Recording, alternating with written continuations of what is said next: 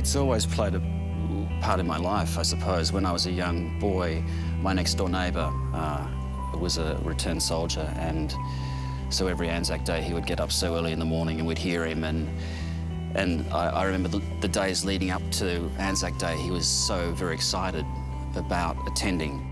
It's a day to honour and celebrate and commemorate and come together. When I was growing up, Anzac Day was a really mystical thing to me. You know, you'd see these old guys, and they were old guys, especially when I was a boy. They always seemed to be so old. And of course, that was the last of the original Anzacs. I remember, you know, as a naughty little boy at 5, joining the Anzac parade and running after my grandfather in Goondiwindi, and everybody laughing. And there's something about Anzac Day, it's this horrible memory, but this positive feeling of that this is so much part of us. I remember my first one as a kid, and Mum took me to Martin Place, and it was raining, and she drags me out of bed, and I put my raincoat on, and I stood there, and it was 5 a.m. in the morning, and I'm thinking, what are we doing here? But as the bugle was sounding, and I was amongst all these people, and the silence and the power that I felt, it just affected me so profoundly.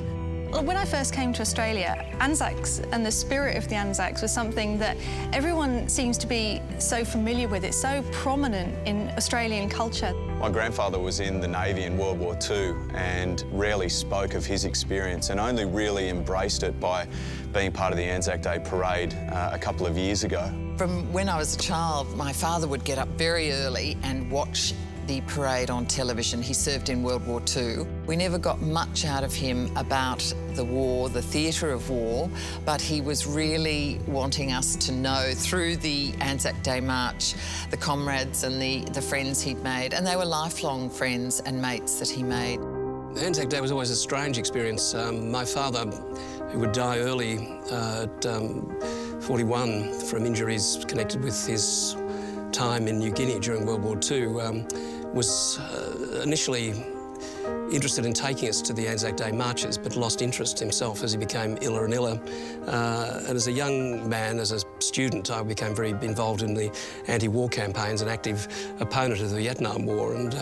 But later, I gained a lot of sympathy for the returned soldiers from Vietnam who were treated so shabbily by successive governments. And then when I did the film, The Odd Angry Shot, I became very involved with a lot of the soldiers who were our consultants, so developed a different respect for those that had served, and became a great supporter of Anzac Day as an institution. There was a period, I remember, growing up when there was a real feeling that Anzac Day may be lost, that it may lose its meaning. But we've certainly seen a regeneration of that as a younger generation of Australians have identified with that. The thing about it is every year the numbers grow. 20,000, 30,000. The dawn service I remember the most was actually when I was really young, and I thought that I would be the only teenager there.